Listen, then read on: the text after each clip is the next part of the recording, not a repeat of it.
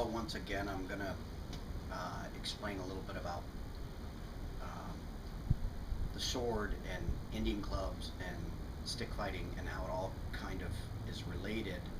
Not kind of related, but is related, and then how the movements of the Indian club carry over directly to what it is we do in arnis or Filipino martial arts. It's important to remember that the clubs actually are rooted in Indian warfare and or Persian warfare of the Middle East. Originally people carried a big heavy wooden club. In Persia it was called a gors, and it was sometimes also made out of metal. And of course in India it was called a gada, but there are many different types of club, or gors, or gadas. There were ones used off horseback, there were ones used off the ground, and it was all done basically with a basic swinging movement.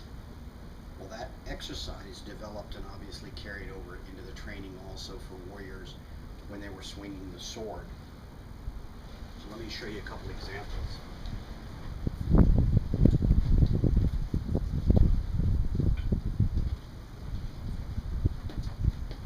So if you watch the movement of the swinging of the larger clubs, and you see the range of motion that we use, and the turning of the body as it's done in Persia, the purpose of this was to dodge or sidestep somebody else's weapon.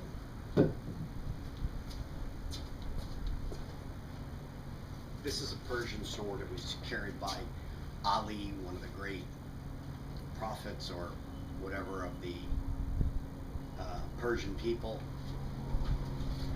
And this sword is unique in that it has a tongue shape at the end. Few people have seen these. This is obviously a replica, but this gives you some idea. Ali was the only one allowed to carry this particular weapon with this configuration. But more importantly, the reason I show it, those were Persian clubs. This is the Persian sword with their writing on it. The Thai people from Thailand do the same thing. They put prayers on the weapons. In Thailand it's called a kata. It's K-A-T-H-A. Any rate, that same movement I just did, if you duplicate it with the sword, you can see, and then sidestepping, you can see how the movements are the same.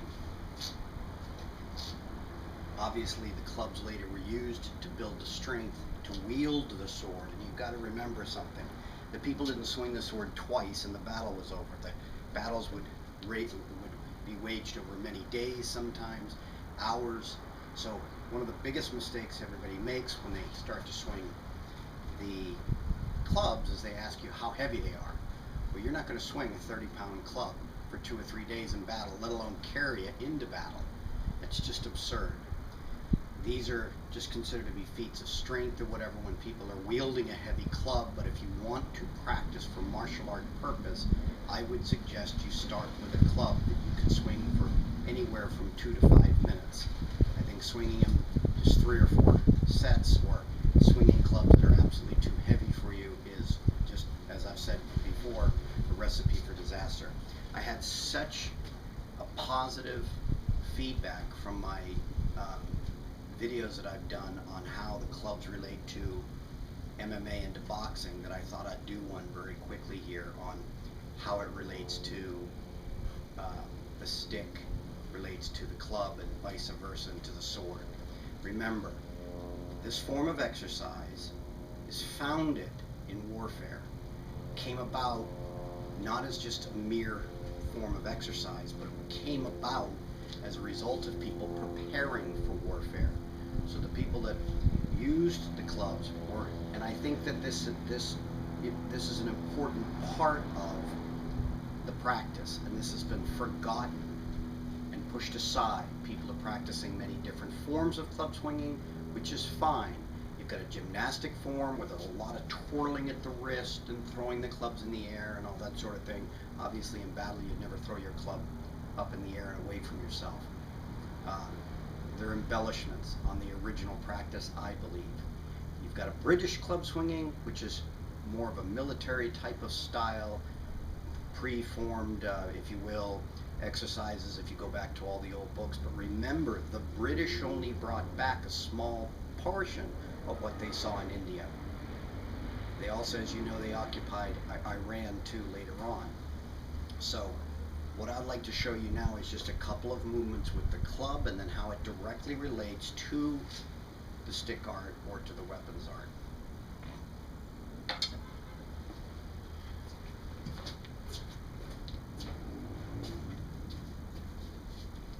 I'm going to use a club from England that resembles very much the same length. Of course, it's a little heavier. This will maybe help convey the concepts better of what I'm trying to do. If I swing the club forward and back, as we see everybody does this way, that directly relates to the swinging of the stick forward and back. We're striking like this. If we swing the club around our body this way, it relates directly to swinging the stick this way and around and back. If we look at how we hold the club, swinging it here, it directly relates to a wing block. If we move the club as we do here, watch this last part of the movement, this, it's the same as, let's say in Balintawak, blocking this way. So every movement that we do, even the larger movements, when we're moving the club like this, they relate, or small, they relate directly to how we move the stick, for example. For the broken movements, however I am holding that club directly relates to how I am holding that stick. In this movement, when I bring the clubs to here, I then drop my hands. Many people don't understand the reason why. I've been questioned and asked, why don't you drop the club down here? Like this. Well, because if you relate it directly to fighting, if somebody's striking below here, I may want to block the stick this way. So this movement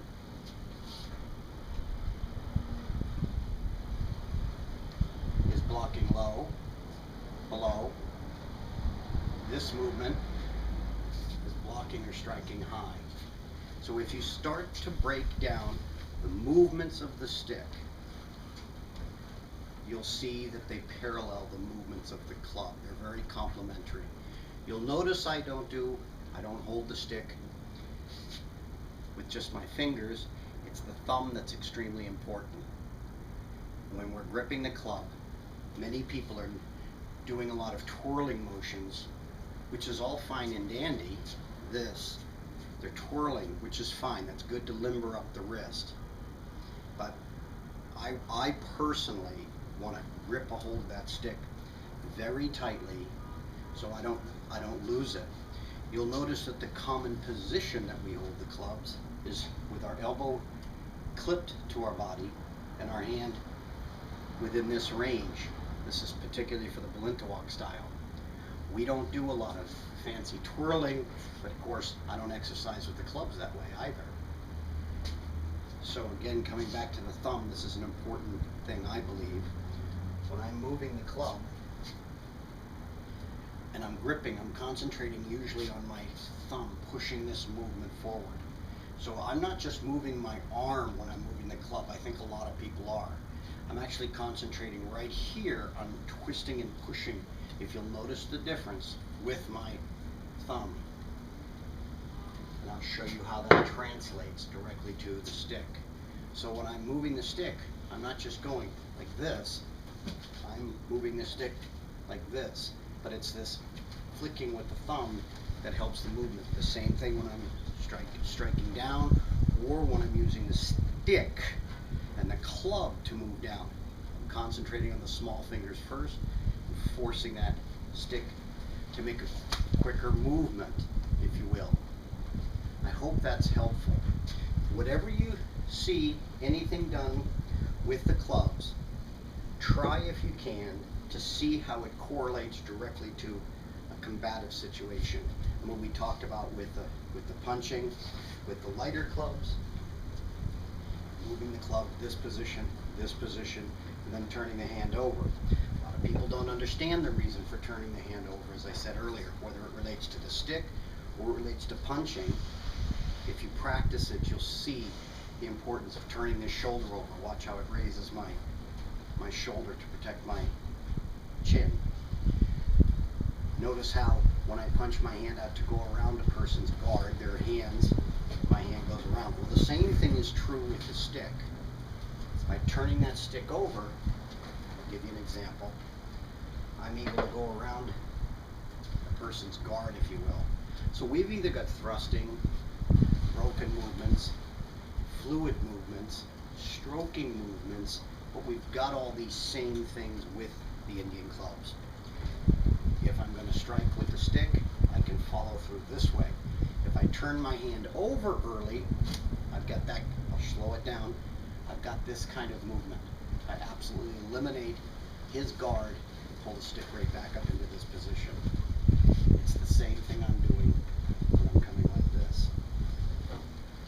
So, I hope this is a little bit enlightening or makes people a little bit more aware of where these movements came from, whether it's slicing, whether it's from the front of the body, the back of the body. There's only so much you can do. The clubs will enhance that ability and help you learn where to carry the stick and what's the most comfortable ergonomic way for you to hold the stick. So thank you very much for your time.